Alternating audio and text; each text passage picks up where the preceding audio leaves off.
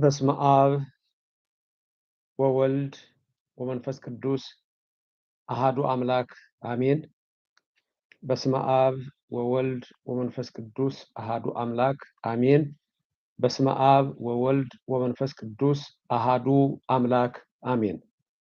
በመላው ዓለም የምትገኙ በክርስቶስ ክርስቲያን በወልድ ወሉዳን ተብላችሁ የተሰየማችሁ አዕይንተ እግዚአብሔር እንደዚሁም ደግሞ አኀው ዲያቆናት ምዕመናን በጠቅላላ አባቶች፣ እናቶች፣ ወንድሞችና እህቶች የአብ ጸጋ የወልድ ቸርነት የመንፈስ ቅዱስ ኅብረት አንድነት የድንግል ማርያም አማላጅነት ከሁላችን ጋራ ይሁን። በአብ ስም አምኜ አብን ወላዲ ብዬ፣ በወልድ ስም አምኜ ወልድን ተወላዲ ብዬ፣ በመንፈስ ቅዱስ ስም አምኜ መንፈስ ቅዱስን ሰራጺ ብዬ ምንም ለአጠይቆ ሶስትነት በስም በአካል በግብር በኩነት ሶስት ብልም በእዘዝ በአገዛዝ ይህን ዓለም በመፍጠር ፈጥሮን በማሳለፍ አንድ አምላክ በስምረት በፈቃድ አንድ የሆነ እግዚአብሔርን አጋዥ በማድረግ ዛሬ የልደትና የጥምቀት ዋዜማ የጋድን ጾም በተመለከተ ስርዓቱን ለሁላችሁም ለማስታወስ አምላክ ፈቃዱ ይሁንልኝ። እንደምን አላችሁ? ባላችሁበት ሁሉ ሰላም እግዚአብሔር ከሁላችሁ ጋር ይሁን፣ ከሁላችን ጋር ይሁን። ለዚች ቀን ያደረሰን ስሙ የተመሰገነ ይሁን። ሀገራችንንም በዓይነ ምሕረት ይመልከትልን፣ መላውን ዓለም ሰላም ያርግልን። ረድኤቱና ቸርነቱ በጎነቱ አይራቀን። ያዛኝቱ የቅድስተ ቅዱሳን ምልዕተ ክብር ምልዕተ ውዳሴ መዝገበ ጸሎት አቁራሪተ መዓት ሰዓሊተ ምሕረት እማምላክ ወላዲተ አምላክ አማላጅነቷ በሁላችን ላይ አድሮ ይኖርልን። የመላእክት ጥበቃ፣ የነቢያት፣ የሐዋርያት፣ የጻድቃን፣ የሰማዕታት ረድኤታቸው አይለየን። ዛሬ የማስታውሳችሁ የገናንና የጥምቀትን ዋዜማ ጾም ጋድ ወይም ገሃድ ተብሎ የሚታወቀውን ይሆናል። በመጀመሪያ እንደምታስታውሱት በኢትዮጵያ ኦርቶዶክስ ተዋሕዶ ቤተክርስቲያን 7 አጽዋማት አሉ። እነዚህ 7ቱ የአዋጅ አጽዋማት ይባላሉ። እነዚህም የምታውቋቸው ናቸው። ጌታ የጾመው ጾም ምንድነው? የአብይ ጾም አለ። ሁዳዴ ጾም ብለን የምንጠራው ጾም እሱ ዋናው ጾም ነው። በብሉይ ዘመን ደግሞ ከነበሩ የነቢያት ጾም ከአዳም ጀምሮ አሁን ከልደት በፊት የጾም ነው የ44ቱ ቀን አጠቃላይ ተደምሮ ከሌሎቹም አጽዋማት ጋር የነቢያት ጾም እሱ ሐዋርያት ጭምር ሳይቀሩ በኋላ ላይ የጾሙት ጾም፣ ቀድሞ ግን ነቢያት የጾሙት ጾም አለ። እንደገና ደግሞ የተነሳህያን ምልክት የሆነች የነነዌ የ3 ቀን ጾም አለች። እሷም ከ7ቱ አዋጅ አጽዋማት አንዱ ነው። ከዛ በመቀጠል ደግሞ የምናገኘው የሮብና አርብ ጾም አለ።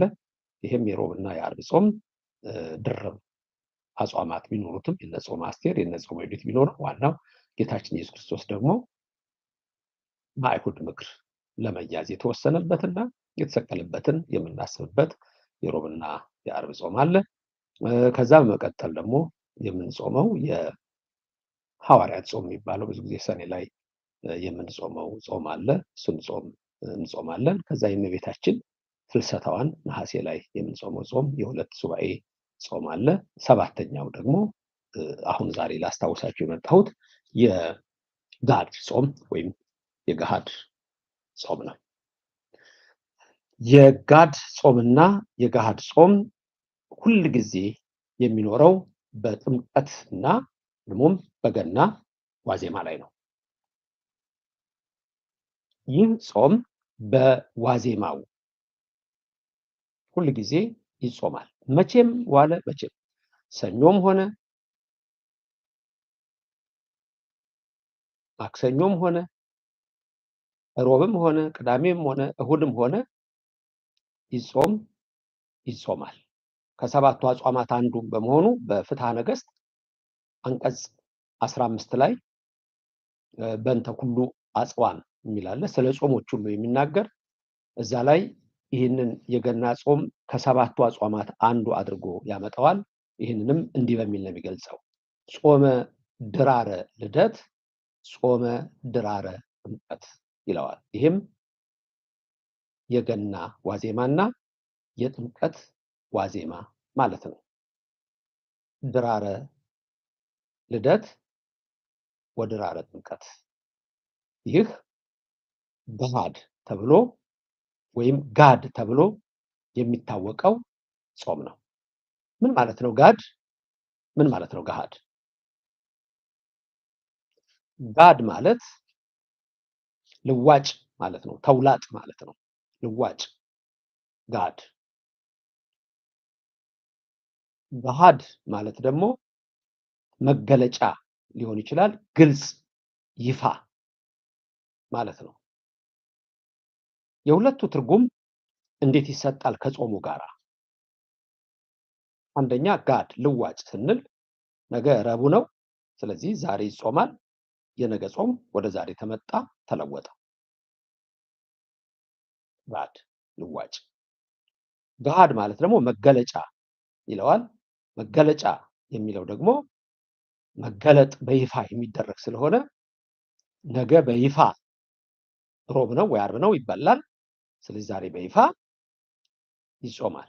የገሃድ ጾም ይባላል። ድራረ ልደት ወድራረ ጥምቀት ብሎ ፍትሐ ነገሥቱ በአንቀጽ 15 ላይ የሚያስቀምጠው ቃል ነው። ይህም ቃል ልደትን የሚያመለክት ጥምቀትን የሚያመለክት ለመሆኑ ጥርጥር ስለሌለው በግልጽ ተቀምጧል። ይህም እንዳልኳችሁ በፍትሐ ነገሥት 15ኛው አንቀጽ ላይ በ568 ቁጥር ላይ ተጽፎ የሚገኝ ነው። ስለዚህ ጋድ ማለትና ገሃድ ማለት እነዚህ ትርጉሞች ይኖሩታል። መልካም። እንዲህ ከሆነ ጋድ ወይም ገሃድ በምን መልክ ነው የሚጾመው?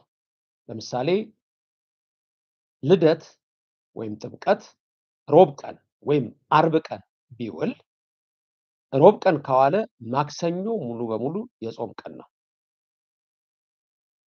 ዓርብ ከዋለ ሐሙስ ሙሉ በሙሉ የጾም ቀን ነው። ጋድ ወይም ገሃድ። ለምሳሌ እንደ ዘንድሮ ጥምቀት እሁድ ቀን ነው፣ ከተራ ቅዳሜ ነው። ስለዚህ ቅዳሜ ጾም ነው፣ ጋድ ነው። ቅዳሜ በመሆኗ ግን ሰው ከቅዳሜ ስዑር በስተቀረ በዓመት አንድ ቀን ቅዳሜ ጌታ በመቃብር ያደረባት እሷን ቀን ብቻ ነው የሚጾመው። በሌላ ጊዜ መጾም አይቻልም። ቅዳሜ ምንድነው የምንጾመው ግን? ስጋ አይበላም። አሁን ቅዳሜ ወተት አይጠጣም፣ ስጋ አይበላም። ለምሳሌ ጥምቀት፣ ገና እሺ በፊትም ጾም ስላለው ነው።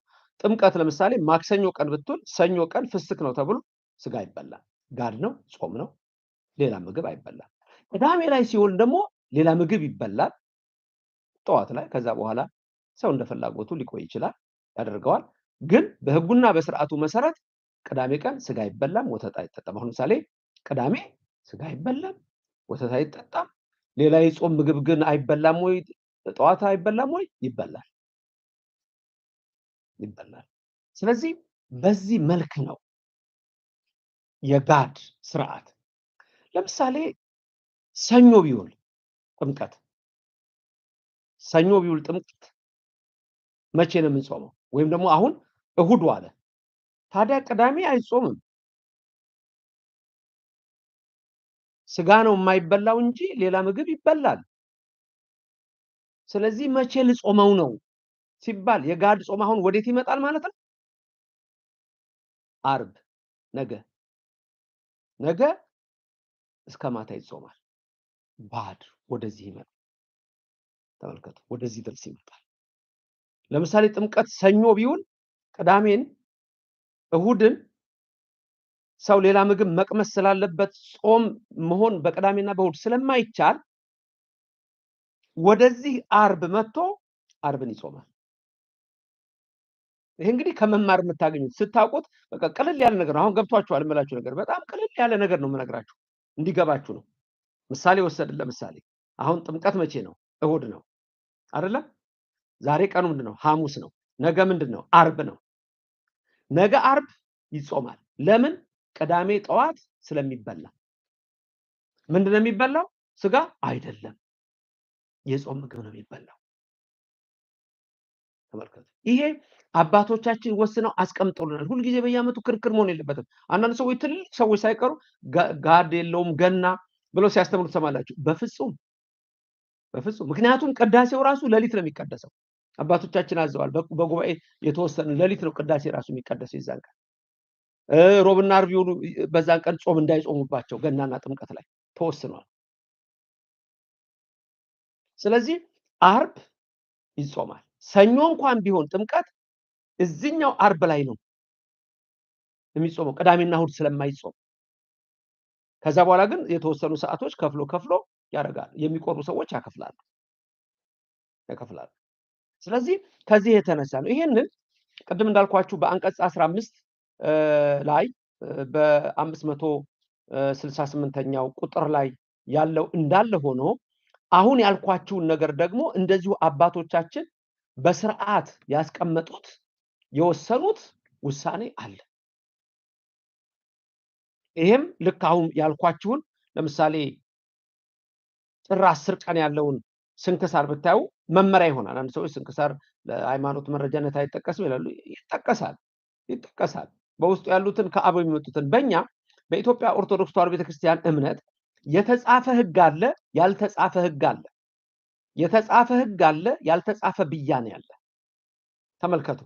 በቃል የተላለፈ ሕግ አለ፣ ወግ አለ። ሐዋርያው ጳውሎስ ራሱ በቃል ያስተላለፍንላችሁ ወግ ጠንቅቃችሁ ያዙ እንዳትረሱ ይላል። ለዚህ ነው በቅዳሴያችን ሰዓት ላይ ገባሬ ሰናዩ ቄስ ለንፍቁ ቄስ ወንጌልን ሲሰጠው ምንድነው የሚለው? ነዋ ወንጌለ መንግስት ለወልደ እግዚአብሔር ብሎ ሲሰጠው ያ ተጨማሪው ቄስ ደግሞ ምን ብሎ ነው ለዲያቆኑ የሚሰጠው? ዘአወፈየኒ አወፈይኩከ ነው የሚለው። የሰጠኝን ሰጠሁ ይለዋል። ይሄ እንግዲህ የተቀበልነው ነው፣ ከአባቶቻችን የተቀበልነው ከላይ የመጣ ነው፣ ትእዛዝ ነው። እንኳን አይደለም በመጽሐፍ ተጽፎ በስንክሳር ተቀምጦ ወይ በሌላ መጽሐፍ ተቀምጦ በቃል እንኳን ያለው ሕግና ስርዓት በእኛ ዘንድ ተቀባይነት አለው። ኦርቶዶክስ ተዋሕዶ ቤተክርስቲያን ሙሉ ናት፣ ብዙ ሀብት ነው ያላት። ተመልከቱ። ሌላውማ ቢጻፍ ሁሉ እንዳለው ዮሐንስ ወንጌላዊ በወንጌሉ ምዕራፍ 21 21 ላይ ያስቀመጠው አለ። ዓለሙ ሁሉ እኮ አይበቃውም ነበር ነው የሚለው። ዓለሙ ሁሉ አይበቃውም ነበር ይላሉ ወገኖቼ። ስለዚህ አሁን ስለ ጥምቀት ነው የምንነጋገረው። የገናንም አንስተናል ባለፈው። ጥምቀት ለምሳሌ አሁን እሁድ ቀን ነው፣ ቅዳሜ ቀን ስጋ አይበላም። ጾሙ መቼ ይሆናል ማለት ነው? ዓርብ ይሆናል። ሰኞ እንኳን ራሱ ቢሆን ኖሮ እሁድም ስለሚበላ ቅዳሜም ስለሚበላ የጾም ምግብ ነው የሚበላው። የስጋ ምግብ፣ የወተት ምግብ ነገሮች አይበሉም። ስለዚህ ጾሙ ወደ ዓርብ ይመጣል ማለት ነው። ስለዚህ ብዙ ክርስቲያኖች ይህን ስታውቁ ተጠንቅቃችሁ ትኖራላችሁ። ዓርብን ታከብሩታላችሁ። ገሃድ በግልጽ ተጨማሪ ሰዓቶች ጨመራችሁ ገሃድ ልዋጭ ለዛኛው ራሱ ክርስትና ይሄን በመሰለ ነው። ስለዚህ በሕጉ ላይ ምንድነው የሚለው? የጥር 10ም ላይ ልትመለከቱ ትችላላችሁ ስንክሳራችሁ ላይ ወለእመ ኮነ ዕለተ በይረሙን ዘውእቱ አስተርእዮ ይላል። አስተርእዮ የተባለው የመገለጥ ማለት ነው። አስተርአይ ማለት ተገለጠ ማለት ነው። ስለመገለጥ ነው አሁን የሚናገረው። ስለዚህ በዛ ጊዜ ይሄ በዓል ዕለተ በይረሙን የተባለው ወይም ዕለተ አስተርእዮ የተባለው የጥምቀት እነዚህ ቀኖች የመገለጥ ቀን በዕለተ እሁድ አው በዕለተ ሰንበተ አይሁድ፣ እሁድ ቀንና ሰንበተ አይሁድ የተባለች ደግሞ ቅዳሜ። አሁን የዛን ጊዜ ምንድነው የሚሆነው? ሕጉም እንደሚነግረን ይጹሙ ነው የሚለው ትእዛዙ። ተመልከቱ። ይጹሙ መቼ ነው የሚጾሙት ስትሉ ደግሞ በዕለተ ዓርብ። ተመልከቱ። በዕለተ ዓርብ እምቅድሜሁ እስከ ምሴት። ስለዚህ ዓርብ ቀን እስከ መቼ ይጾማሉ ማለት ነው? እስከ ማታ ይጾማሉ። መቼ? ዕለተ እሁድ አው ሰንበተ አይሁድ። ቅዳሜና እሁድ በሚሆንበት ጊዜ ይጾሙ። መቼ? ዓርብ አስቀድመው። ተመልከቱ። ቅዳሜና እሁድ በሚሆንበት ጊዜ አስተርእዮ፣ ዕለተ በይረሙ የጥምቀቱ በዓል ራሱ የጌታ የመወለዱ በዓል በሚሆንበት ጊዜ ምንድነው የሚያደርጉት? ይጾሙ። መቼ? በዕለተ ዓርብ እምቅድሜሁ አስቀድመው ይጾሙ። እስከ መቼ ነው ደግሞ የሰዓቱ ጾም? እስከ መቼ ነው የሚጾመው? ዓርብ ቀን ሲባል እስከ ምሴት። ምሴት ማለት ምሽት ማለት ነው።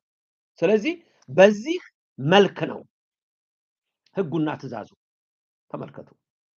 ስለዚህ ምንም የሚያምታታ ምንም የሚያወናብድ ነገር የለም። መማር ብቻ ነው፣ ማወቅ ብቻ ነው። እናንተ አሁን ከተማራችሁ ካወቃችሁ ሌላ ሁሉ ታሳውቃላችሁ። እሁድም በሚሆንበት ጊዜ ይሄንኑ ስርዓት ይዞ ነው የሚሄደው። በከመ ተናገርነ ቅድመ አስቀድመ እንደተናገርን ወለእመ ኮነ በዓለ ልደት ወበዓለ ጥምቀት በዕለተ ሰኑይ ሰኞ ቀን በሚሆንበት ጊዜ ደግሞ ቅድም ያልኳችሁ ሰኞ ቀን ሲሆን ምን እንደምታደርጉ? ከፊት ምን አለ? እሁድ አለ። ከፊት ምን አለ? ቅዳሜ አለ። ቅዳሜና እሁድ ይጾማል? አይጾምም። ቅዳሜ በዓመት አንድ ቀን ቅዳሜ ስዑር ነች የምትጾመው። ሌላ ጊዜ አይጾምም። ስለዚህ ስጋ ግን ይበላል? አይበላም። ጾም ነው፣ ጋድ ነው። ለምን እንዳይረሳ እያሰብነው ወደዚህኛው ዓርብ ይመጣና ይጾማል። ስለዚህ ምንድነው የሚለው ሕጋችን? አባቶቻችን ምንድነው ያስቀመጡልን? ቤተክርስቲያናችን ምንድነው ያስቀመጠችልን? በከመ ተናገርነ ቅድመ ወለእመ ኮነ በዓለ ልደት ወበዓለ ጥምቀት በዕለተ ሰኑይ ሰኞ ቀን በሚሆንበት ጊዜ እይትካል። ተመልከቱ፣ አይቻልም። እይትካል ቅዳሜና እሁድ ስለማይጾሙ ከመ ይጾሙ በዕለተ ሰንበት ይላል። በዕለተ ሰንበት፣ በዕለተ እሁድ፣ በዕለተ ቀዳሚት ሰንበት መጾም እይትካል አይቻልም። ክልክል ነው። መጾም አይቻልም። በእነዚህ ቀኖች አይጾምም። ቅዳሜና እሁድ አይጾምም ማለት አሁንም ደጋግሜ የምነግራችሁ ነው። ስጋ ይበላል? አይበላም። ወተት ይጠጣል? አይጠጣም። ሌላ ምግብ ግን ሊበላ ይችላል። ጠዋት ጀምሮ አዎ ይበላል። እይትካል ምን ከመ ይጾሙ በዕለተ ሰንበት አው በዕለተ ሰንበት አይሁድ በእነዚህ ቀኖች አይጾምም። ዳእሙ ይላል ሕጉ። ዳኢሙ ምን ማለት ነው? ዳኢሙ ማለት ነገር ግን እና ቅዳሜና እሁድ ስለሚበላ ያንን ጾም እንተወው ወይ? ምንድነው በዛን ቀን የሚበላው? ስጋና ወተት አይደለም። ዳኢሙ ነገር ግን ይተአቀቡ። ተመልከቱ፣ ይጠበቁ፣ ይከልከሉ። ይተአቀቡ፣ ይጠበቁ፣ ይከልከሉ። እነበሊ ጥሉላተ ስጋን ከመብላት ወተት ከመጠጣት የጥሉላት ምግቦችን ከመመገብ በዛን ቀን ይጠንቀቁ። ጾሙ ግን መቼ ነው የሚጾመው? እሁድ ቢሆን፣ ሰኞ ቢሆን፣ ዓርብ ይጾማል። ስለዚህ አሁን የፊታችን ቅዳሜ ስጋ መብላት ይቻላል? አይቻልም። ወተት መጠጣት ይቻላል? አይቻልም። ሌላ ምግብ መቅመስ ይቻላል? ይቻላል። ነገር ግን ዓርብን ምን እናደርጋታለን ማለት ነው? ጋድ ወይም ገሃድ የሚለው መጥቶ በግልጽ እንጾማታለን ጨምረን። ራሱ ጾም ነው አይደል? አዎ ጾም ነው፣ ግን ሰዓቱ ይጨመራል። ሰዓቱ ይጨመራል። ጋድ ይባላል። አያችሁ፣ ጾመ ጋድ ወይም ጾመ ገሃድ የሚለው ይሄንን የሚያሳይ ነው። ለዛሬው ይሄን መልእክቱን ያስተላለፍኩት ሁላችሁም ብዙዎች ሰዎች ግራ ስለሚገባቸው ባካችሁ ሌሎች ሰዎች እንዲደርሳቸው ይሄንን እንድታስተላልፉልኝ እፈልጋለሁ። ሁሉም ነገር ለኛ ነው። እግዚአብሔር ያደረገልን ታላቅ ነገር ነው። መወለዱ ታላቅ ነገር ነው። መጠመቁ ታላቅ ነገር ነው ለኔና ለእናንተ። ዘመኑ ራሱ ምን ተብሎ ይጠራል? ዘመነ አስተርእዮ ተብሎ ይጠራል። በረሙን በዓል ነው። እንደዛ ተብሎ ነው የሚጠራው። ጌታ ተወለደ፣ የዕዳ ደብዳቤያችን ሊሰረዝ ጌታ ተወለደልን፣ ተጠመቀልን፣ ሰርዘው። ተመልከቱ። ስለዚህ ደስታ ነው፣ ታላቅ ነው። ድንጋዮች አይባን ሳይቀሩ የዘመሩበት ነው። ውሃዎች ወደ ወተት ወደ ማር የተቀየሩበት ነው። ኦርቶዶክስ ቤተክርስቲያናችን ስርዓቷ ይሄ ነው። ስንማር ነው ይሄን የምናውቀው። ካልተማርን አናውቅም። አንዳንድ ሰዎች ደግሞ ግራ የሚያጋቡ ስላሉ እንዳልኳቸው ነው። ሊቃውንት ተብለው ብዙ ሰዎች እንኳን በዚህ መንገድ ህጉን በግራና በቀኝ ሳይመለከቱ የገና ጾም ጋድ የለውም እንዲህ ነው የሚለው ሁሉ ልክ አይደለም። ስርዓት ነው፣ ህግ ነው። በዚህ መንገድ ነው የምንሄደው። ስለዚህ ሁልጊዜ የጋድ ጾም ወይም የገሃድ ጾም ወይም ድራረ ልደት ወድራረ ጥምቀት ዋዜማው ይጾማል። ቅዳሜና እሁድ ከሆነ ግን ዕለቱ እሁድ ከዋለ ገና፣ እሁድ ከዋለ ጥምቀት፣ ሰኞ ከዋለ ገና፣ ሰኞ ከዋለ ጥምቀት፣ እሁድና ቅዳሜን የጾም ምግብ ይቀመስበታል። ስጋ ወተት ግን በፍጹም እንዲመገቡ አይፈቅድም። ይትካሃል፣ አይቻልም መመገብ። ስለዚህ መጾም ይትካሃል፣ ስጋ መብላትም ይትካሃል። እሱ ነው ከሰማይ ሰማያት ወርዶ ከድንግል ማርያም ተወልዶ ያዳነን አምላካችን ስሙ ከዘላለም እስከ ዘላለም የተመሰገነ ይሁን። እግዚአብሔር የልባችሁን ሐሳብ ይፈጽምላችሁ። በከብቶች በረት የተወለደው በልቡናችሁ ይወለድላችሁ። የልቡና ትንሣኤንም ይስጣችሁ። በ30 ዘመኑ በዮርዳኖስ ተጠምቆ የዕዳ ደብዳቤያችን የሰረዘ ኢየሱስ ክርስቶስ ዛሬም ያለውን ኃጢአታችሁን ይደምስስላችሁ፣ በደላችሁን ይደምስስላችሁ። በረከት የምናገኝበት በዓል ያድርግልን። ሀገራችን ሰላም የምታገኝበት በዓል ያድርግልን። እናንተንም ከክፉ ነገር ሁሉ ይሰውራችሁ፣ ረድኤቱ አይለያችሁ። ሁላችሁንም እግዚአብሔር ይባርካችሁ፣ በመንፈሳዊ በረከትም ያክብራችሁ። ነገ እንገናኛለን። ሰዓቱን ስንት ሰዓት እንደሆነ በማስታወቂያ ገልጽላችኋለሁ። በተረፈ ለዛሬ አበቃው። የጋድ ወይም የገሃድ ጾም ድራረ ልደት ወድራረ ጥምቀት ስርዓቱ ይሄን ደጋግማችሁ ስሙት። በረከትም ያድላችሁ። ቅድስት ድንግል ማርያም በቀኝ በግራ ትቁምላችሁ፣ ከፊት ትምራችሁ፣ ከኋላ ትከተላችሁ። በልቦናችን ከልጇ ጋር ነግሳ ለዘላለም ትኖር። በያሉ አምላክ እግዚአብሔር በረድኤቱ አይለያችሁ፣ በረከቱን ይስጣችሁ፣ ክፉ አይንካችሁ። የሞቱ ዘመዶቻችን ሁሉ ያጽድቅልን። የታመሙትን በበዳኛ በልጋ ቁራኛ የተያዙትን ይፈውስልን። በሕይወት ዘመናችሁ የምትለምኑትን አትጡ። ከመከራ ስጋ ከመከራ ነፍስ ይሰውራችሁ። ከሐዘነ ስጋ ከሐዘነ ነፍስ ይሰውራችሁ። ሀብተ ስጋ ሀብተ ነፍስ፣ ረድኤተ ስጋ ረድኤተ ነፍስ፣ ሕይወተ ስጋ ሕይወተ ነፍስን ይስጣችሁ። እግዚአብሔር ከሞተ ስጋ ከሞተ ነፍስ ሰውሮ የዘላለም መንግስቱን ያወርሳችሁ። የሰማነውን በልቡናችን ያሳድርልን። ይህን ቃል ለሌሎች ሁሉ የምታደርሱ እግዚአብሔር የእናንተንም ልመና ይቀበልላችሁ። ተነሳስቶ ላስጀመረን አስጀምሮ ላስፈጸመን ኃያል አምላክ ክብር ምስጋና ይግባው። መላእክትን በጽርሐ አርያም፣ ነቢያትን በትንቢት፣ ሐዋርያትን በአጽናፈ ዓለም፣ ሰማዕታትን ለደም፣ ቅዱሳን አባቶቻችን እናቶቻችንን በገዳም ያጸና እኛንም በትሩፋት በጾም በጸሎት በምግባር በሃይማኖት እንዲያጸናን የእሱ ቅዱስ ፈቃድ ይሆንልን። የአብ ጸጋ የወልድ ቸርነት የመንፈስ ቅዱስ ኅብረት አንድነት ለዘላለም በሁላችሁ ላይ እንደ ዝናብ ይውረድ። አሜን። ክብርም ምስጋናም ለሥላሴ ይሁን።